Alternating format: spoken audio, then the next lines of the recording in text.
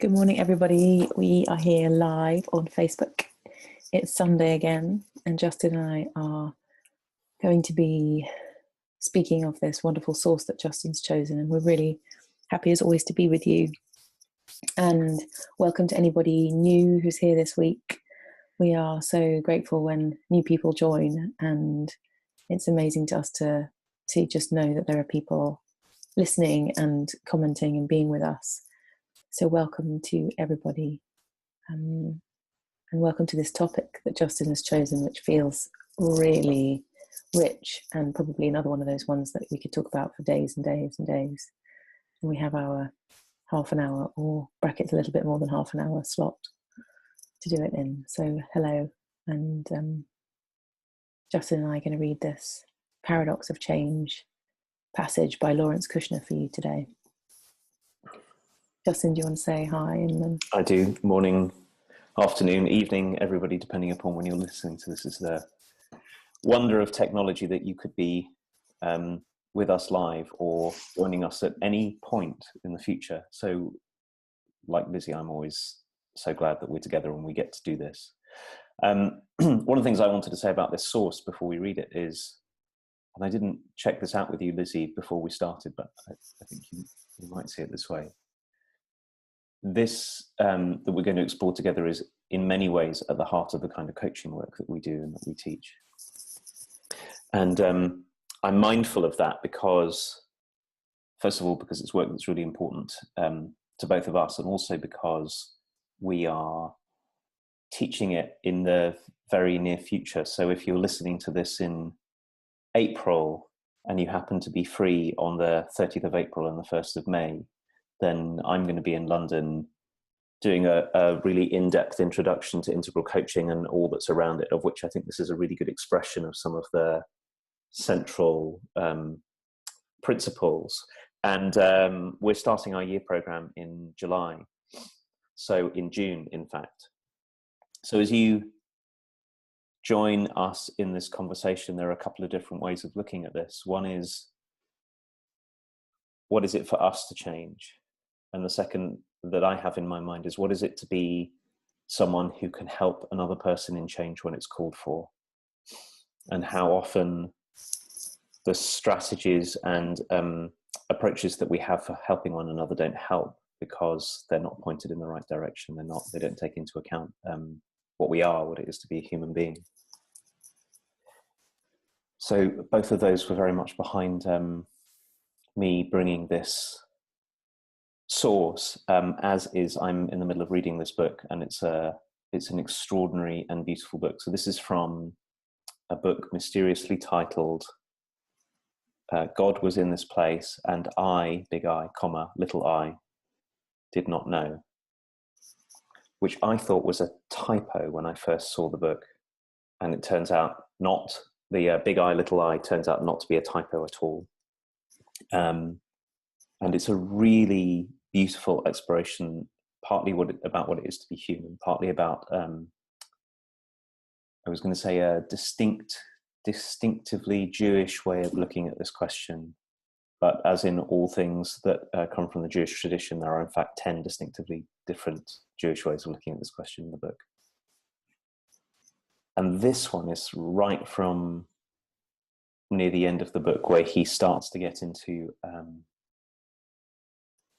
a huge inquiry that we may get into together. Who knows? See how we go this morning. What is a human being really?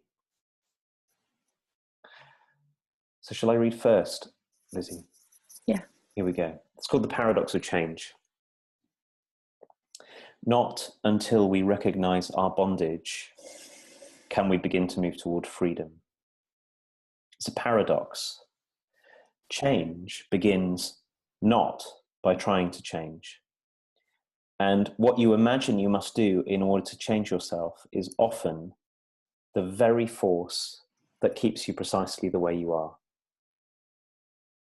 How else can you explain the years and decades of your own foiled plans for growth and broken resolutions? Consumed by an apparent passion to be other than who you are, you try to be who you are not. but in doing so succeed only in being a person who's trying to be other than who you are. Thus, the goal is self-discovery, the discovery not of another self, but of one's true self, beneath all the layers of wanting to be different. Self-dissatisfaction, pretense, charade, and denial is a self. This self is the living, dynamic force within everyone. And if you could remain still long enough, here, now, in this very place, you would discover who you are. And by discovering who you are, you would at last be free to discover who you yet also might be. You can be who you are, or you can pretend to be who you are not. If you choose the latter, as most of us have done since adolescence, an infinite variety of self-deceptions lie before you. You can pretend to be wise when you're ignorant, weak when you're strong, courageous when you're timid, confident when you're unsure. There's no end to the list, but remember this: none of these pretensions, no matter how noble, appropriate, or convincing, will fashion genuine change. They will instead require increasingly greater amounts of energy and enmesh you in increasingly complicated nets of deception. Or you can cease pretending to be someone you are not and discover at this moment who you are. Who am I writing these words? Who are you reading them?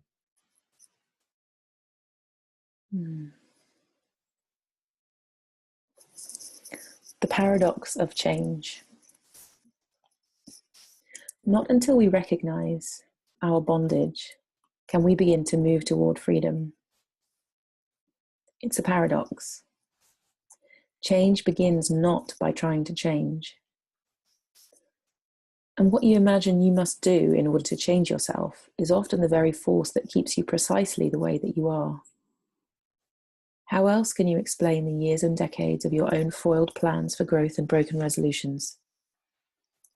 Consumed by an apparent passion to be other than who you are, you try to be who you are not, but in so doing succeed only in being a person who is trying to be other than you are.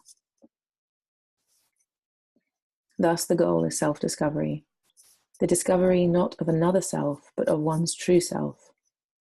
Beneath all the layers of wanting to be different, self-dissatisfaction, patience, charade, and denial is a self. This self is a living, dynamic force within everyone. And if you could remain still long enough here, now, in this very place, you would discover who you are. And by discovering who you are, you would at least be free to discover who you yet also might be. You can be who you are, or you can pretend to be who you are not. If you choose the latter, as most of us have done since adolescence, an infinite variety of self-deceptions lie before you. You can pretend to be wise when you are ignorant, weak when you are strong, courageous when you are timid, confident when you are unsure. There is no end to this list. But remember this: none of these pretensions, no matter how noble, appropriate, or convincing, will fashion genuine change. They will instead require increasingly greater amounts of energy and enmesh you in increasingly complicated nets of deception. Or you can cease pretending to be someone you are not and discover at this moment who you are. Who am I writing these words? Who are you reading them?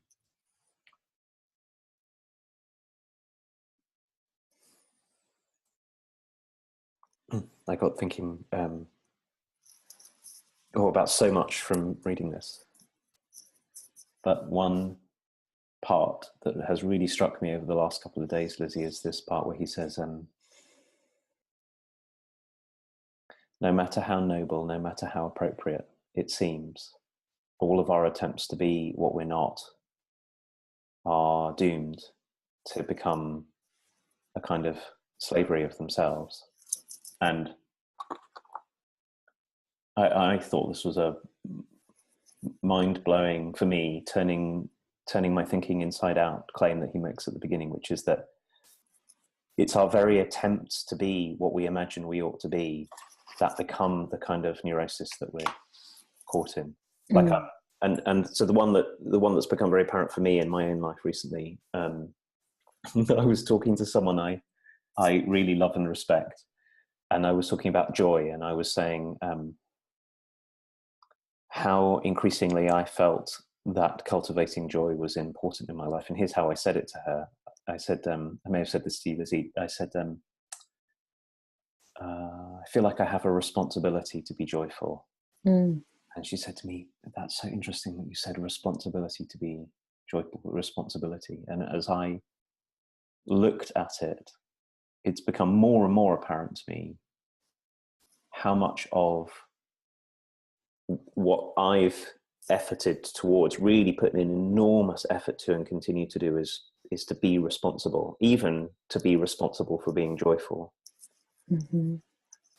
And I so easily get into this repetitive structure where what I'm doing is, without even knowing it, and I think that's why a piece of text is so important like this, I don't even know that that's what I'm doing all the time if I'm not onto it, is I'm being the one who takes myself to be something less than responsible, which is itself a big part of the mistake. Mm-hmm. Oh, who am I? I'm the irresponsible one. And now I have to work really, really hard all the time to be responsible, and all the time keep on looking for the ways in which I'm not responsible enough. And when I finally get responsible enough, then I'll be free. And this was so powerful in cutting through this, because what I started to see in it is that my very attempts to be responsible and to deny ways in which, just by being a human being, I am this virtue of responsibility that's part of all human life, by denying that of myself, by saying that it's not true and trying to grab it, I keep myself stuck in exactly the same kinds of ongoing suffering and constriction, even when it looks like what I'm trying to do is free myself. I mean, here's the point I think that I'm trying to get to, is I've had it, like I'm saying, so out of view for myself that I'll get free when I'm responsible enough. And that itself is the very structure that keeps me enmeshed and far, far away from what it is to be from any really deep understanding of who I am. I just want to name, Justin, and maybe other people feel this too. It's like there's something about speaking of us this way that's really confusing. Like the nature of paradox and the personality and humanness.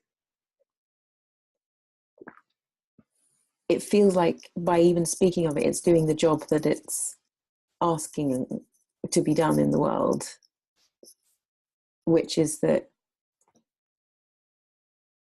even in the hearing of what you're saying and in the entertaining in this moment of what paradox is, i.e. when you want to change, trying to change is the very thing that stops you changing. Talking about it makes me go like, there's some kind of, it provides, like in the language we might use, Justin, like a breakdown in obviousness very immediately and cleanly, which means that I don't know anything anymore quite instantly. It has that quality to it, which is, okay, so if the thing that I'm trying to do is not the thing that works for the thing I'm intending, what then? And in that opening feels like what our work is. We work in that opening where we don't know what to do and we're confused, and our strategies have been revealed to us in some kind of sometimes horrible way where we go, oh, there's got to be something different happening here. I need to shift. I need to change something about my life because this is not working. And I'm wanting to name that because I can feel it in my response to what you're saying, which is I feel the kind of palpable, oh God, well, if that doesn't work, to be responsible, and then you would be free, given that that's your best strategy right now to freedom, what do you do? really, what do you do? What do we do? And so I'm just wanting to name that, this topic of self, which in a way is the thing that gets revealed in the breakdown of in obviousness. It gets revealed in not taking up the strategy that I normally take up to do the thing that I intend, to have the thing that I intend happen, but something else.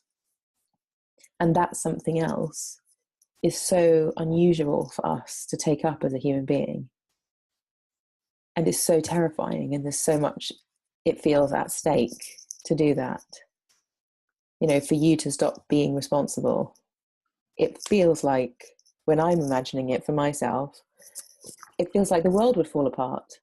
And then my inner critic was like, well, none of the bills would get paid, none of the food would get cooked, none of the, there's this kind of worry about putting down the strategy in favor of something else that is unknown, that is uncharted in my life before. It's a really big thing to put down those things that I think are going to get me where I intend. I.e., if I'm responsible, I will be free. To put that down when it feels like my whole life has been invested in it. Like you said, most of us have done this since adolescence. We learned our strategies very well, very thoroughly. And to not do that feels like some kind of floating in no man's land or something risky. I know for me, it's like if I make, and I'm kind of harking back to my adolescence now and the kind of journey since then, if I make enough things fun and good and entertaining for myself and other people, that will be what happiness is. That will be what freedom is to make things good, to bring things up, to energize things and people and situations.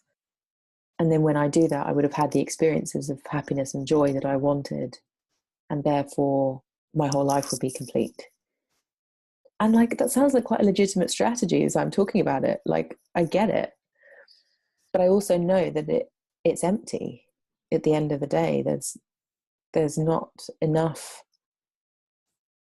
ironically, deep satisfaction in a life where I've just tried to manufacture goodness and fun.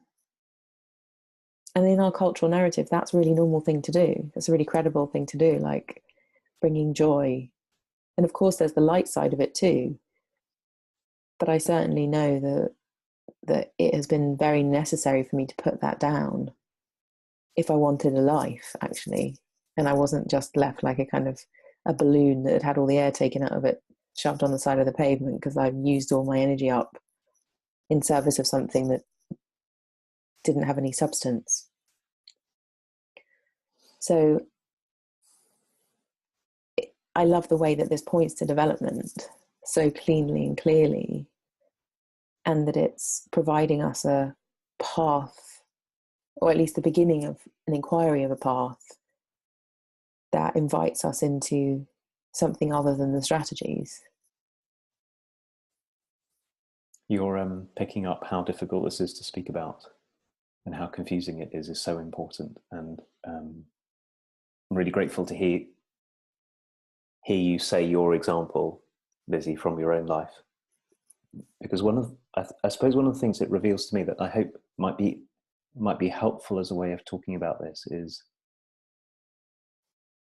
when I heard you say that your strategy has been to bring joy and light to people, and that when you have done that sufficiently, there's some game that you can play here that you'll win. When you said it so clearly. You said, when I've done that enough, in a way, my life will be complete, and then I'll be able to live. So here's what struck me. The first thing that struck me was that part of the paradox is that in order to set up your life like you have to bring joy everywhere and you haven't done it enough, is already to be living in an understanding of yourself that cuts off a huge part of yourself. So the part of you, Lizzie, that is joyful light, that's already present even when you're angry or rageful or confused or bored or whatever, that's an expression of being a human being. When you live that way, and we have to talk about ourselves in order to talk about it, you have to take up and we all do this, you have to take up the stand of, that's not me. Joy and light and delight is not me. And it's something I have to manufacture because I'm always deficient in it. You're always deficient. And when you've manufactured enough of it by your constant effort and reached some, I don't know, mythical place where it's sufficient.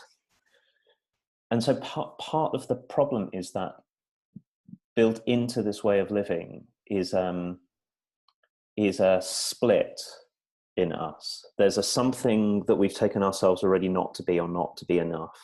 And we have to make our lives about making it, which means that we're actually leaving out, I wish I could find a more eloquent way of saying this, but leaving out some deep part of our aliveness and humanity, discounting it. And it seems so obvious to us that if we manufacture it, that we'll get free, but that itself is the slavery. It's the manufacturing of it. See, I know this about you, which is that for you to be present in a room and to be angry or annoyed or disappointed or something is still full of light and joy, and it's still present. Because to be a human being is to be, well, this is the question, right? What is it to be a human being? And I'm going to say for the moment is to be life. So we're not a game to win. We're a living process, and our attempts to win the game and to have it all sorted. I mean, this is very much how it feels to me about responsibility.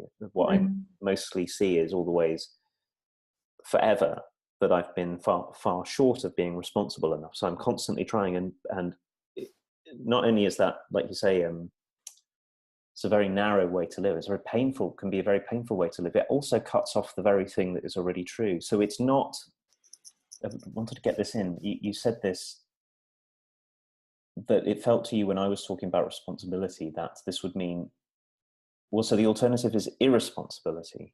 Like I'll give up responsibility, but it can't be that either, because that's just the mirror image. So now I'll be the person who's irresponsible. And I won't pay the bills, and I won't.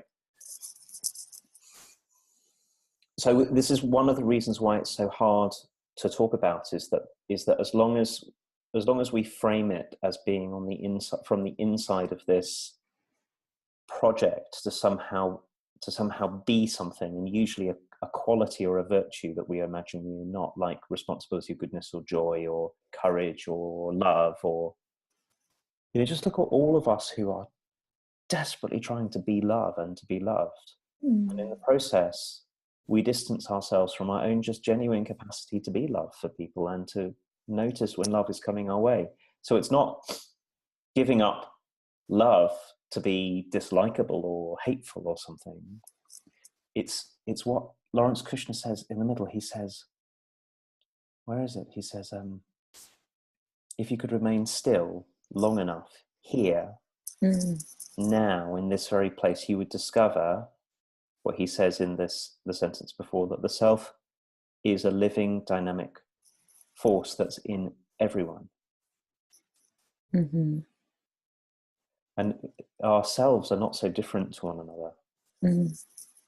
So I think this is when he's saying that the work is to find out who you are, I'm not even sure, Lizzie, he's saying that you should find out, Lizzie, who you uniquely are, that's like so incredibly different from everybody and everything else, that when you find it, you go, that's the unique Lizziness in the world. And now, I don't actually think he's saying that. At least it's not how it occurs to me, that's another version of the same project. So I feel invited into this question of, when we talk about self, I think we can get like, well, who am I? And it's so easy for our personalities to hook on to the I, as you're saying, is, well, what's unique about me? And the tricky thing is that that's possibly still the same mechanism, which is now I'm in the story of being so myself. And then when I'm really myself, then I could live. So it's almost like we have to be really on it to really distinguish between when we're getting hold of something and doing the same thing again, but just with different content. And I guess for me, at the beginning of this call, when I felt really confused, in some way I know that that's more present than my capability in terms of understanding what something is. I.e., if I'm confused and I don't know anything, is how it feels to me, I think I might then be onto something. But the personality says, no, you're just confused and a bit stupid and you don't know what you're doing. But actually, it's something other than what my normal habitual way of being in the world is, which means it's an invitation into contact with self. Because it's not fixing something down. I'm not in that moment in the know. I'm in contact with, if you like, something other than a habitual personality pattern. And to be able to tolerate that, given what we're taught about knowing what you're doing and being together and sorted and whatever. And I think that's why we are, in lots of ways, such advocates of the mess of life, because in the mess, we often get to be in contact with something other than our strategies. And I'm appreciating what paradox is to provide that opening really quickly and really efficiently when I'm so good at like turning everything into the same project, basically. So paradox kind of stops me doing that. It kind of holds me to the thing that I'm really interested in, actually, which is this thing you're saying, that what if this self is actually not very different to the self that I'm perceiving anyway, from one body to another, is sitting over there in North London. There's a commonality of presence of self that isn't obvious to the personality, to the way I habitually see. And yet when I'm invited into the inquiry of what that might be, now things get interesting, even if they're frightening, even if it's unfamiliar, even if it's, I want to run, even if I feel bored, even if, whatever my reactions are, the nature of paradox drops me in to something other than the strategies that I'm mostly participating in life.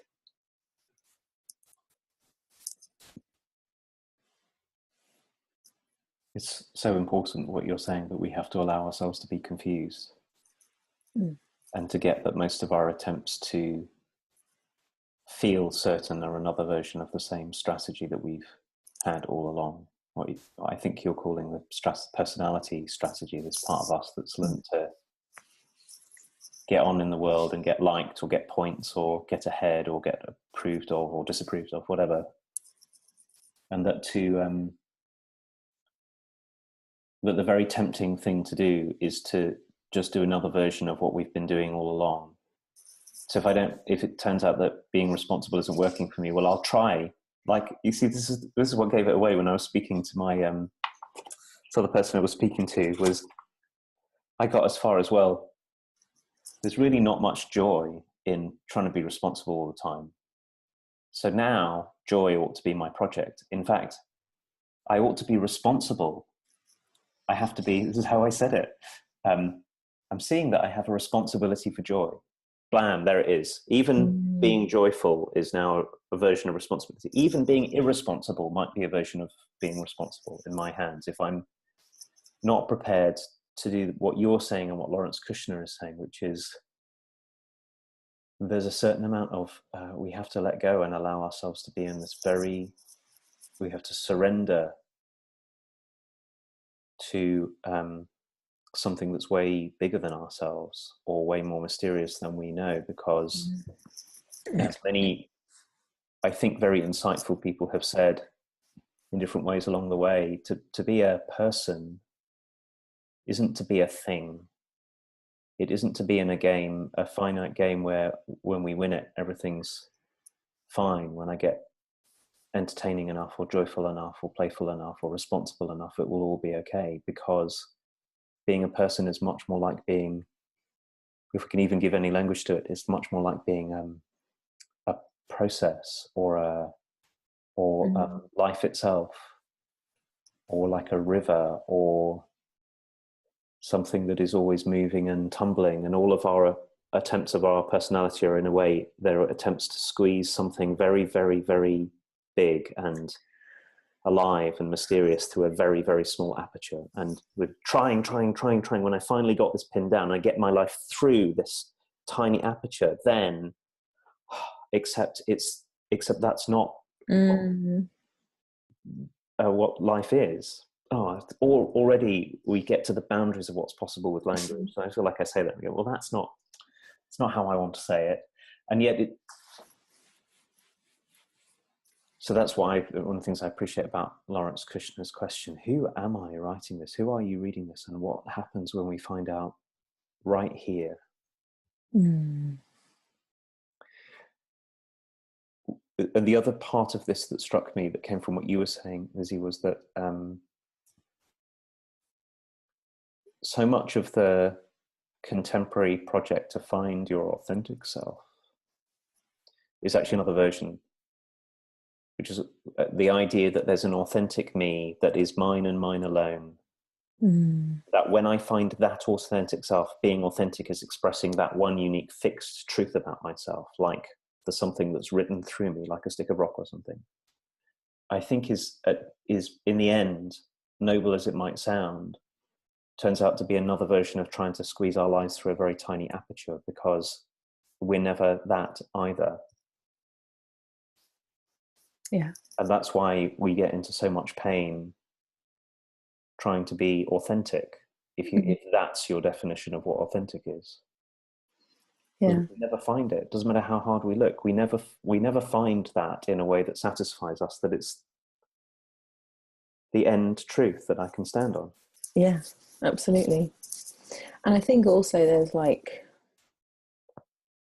what I'm appreciating, Justin, is that there's a kind of, no matter what work we're doing with our personalities to become more real, and the word you're using is authentic, there's also a kind of a bigger truth wherever you are on the journey that is there holding the work you're doing. You know, that this question of identity that you're bringing, of, you know, really, who am I writing this? Who am I reading this? Who am I speaking this? You know, the great question of who, that is always there inviting us into it if we choose to wonder. And I also appreciate, though, this thing about pretense, and the way that Lawrence Kushner writes, you know, you can pretend to be wise when you're ignorant, and weak when you're strong, courageous when you're timid, and confident when you're unsure. And I'm appreciating him pointing that out, because it helps to realize that there are these compensations happening that make up these strategies. And for us to be aware of, and then say something about or admit to people around us, the underlying thing that we're compensating for by being the way that I'm being and using the strategy that I'm being, is kind of a way into the question of who am I? And I know that feeling so well, of like, oh, I'm feeling really worried about something today. I think I'm going to be efficient.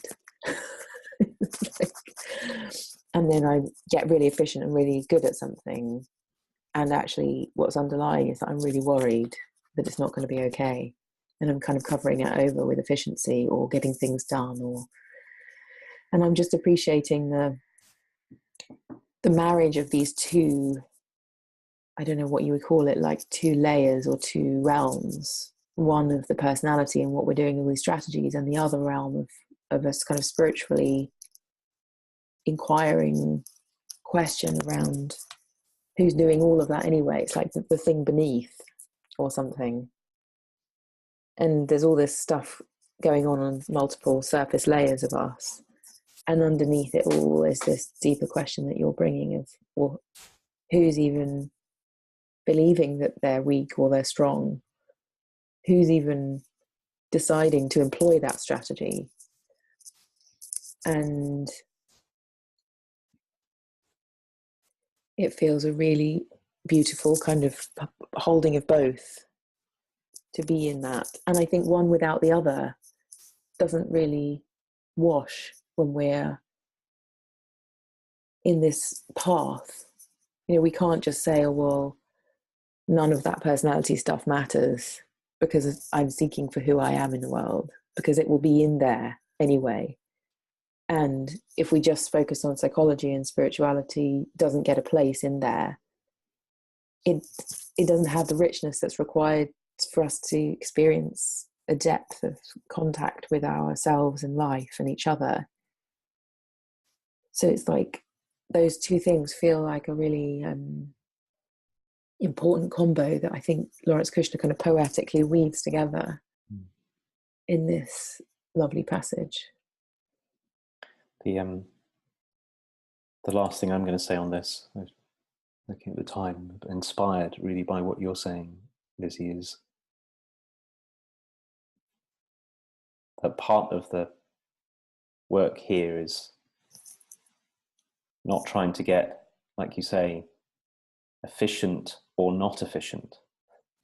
Trying to get, like I have to be efficient, or now because efficiency is a trap for me, I have to be not efficient. All of those strategies of trying to get ourselves to be a thing, in the end, are unhelpful, or I'm spiritual and not practical, or I'm any of these divisions. The way of saying it that seemed to be having some resonance for me right now is the work of becoming porous, so that all of life flows through, so that my efficiency and inefficiency, my responsibility and my irresponsibility, my love and my not love can all flow through, that the work of allowing life to flow through, of being way open rather than trying to find some narrow version that is the right one.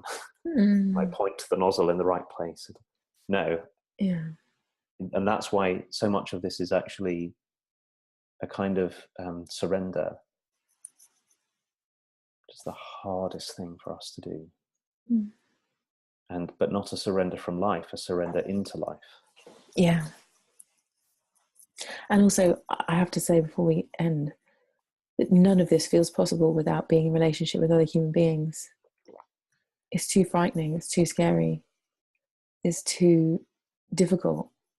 It feels like to be in presence of someone else who sees us and gets us, in order that we would be safe enough to say, yes, actually, I'm feeling really weak and all my compensations are being strong right now. Like to do that and to feel the shame sometimes and the humiliation of our own doing to ourselves, to be in contact with somebody in the doing of that, in the saying of that, in the feeling of that. It feels like it has to be that way, that our wish to create relationship and community around being a person and being a human being is the container into which all of these inquiries can happen. Without that, it just feels too difficult. Which is why we're doing this together, and why we coach and teach and make community, and people do this in so many different forms. Yeah. So we're going to end. We've gone on for a little longer than promised today, but sometimes, hey, that's what it takes. And there's many hours and weeks and years on this topic, I think, that are really called for.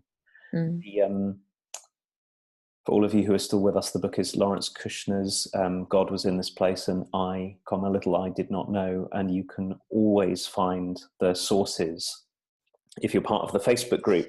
you can always find the posts in our Facebook group. And if you're joining us on YouTube or by some other means, then everything is always available on our website, turningtowards.life. And we're going to say goodbye for this morning. And if the world keeps on turning the way it has been, we will be back 9 o'clock in the morning, UK time, next Sunday morning. Yes, we will. Thank you, everybody, for being with us. We'll see you next week.